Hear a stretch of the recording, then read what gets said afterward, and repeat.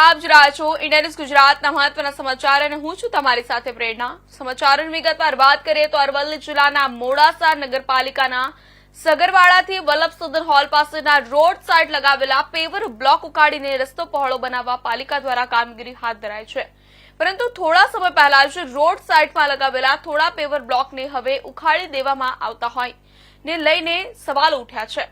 ત્યારે અરવલ્લી જિલ્લા આમ આદમી પાર્ટીના નેતા જયદીપસિંહ ચૌહાણે પાલિકા તંત્ર સામે ગંભીર સવાલો ઉઠાવ્યા છે।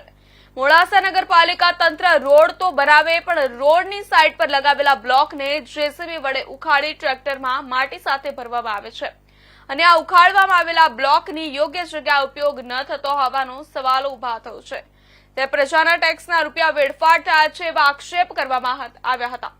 જોકે આ બાબતે મોડાસા નગરપાલિકાના પ્રમુખ નીરજ શેઠે વિકાસના કામોમાં રસ્તો પહોળો કરવાના માટે આ લગાવેલા પેવર બ્લોકને ઉખાડી દેવામાં આવ્યા હોવાનું જણાવ્યું હતું।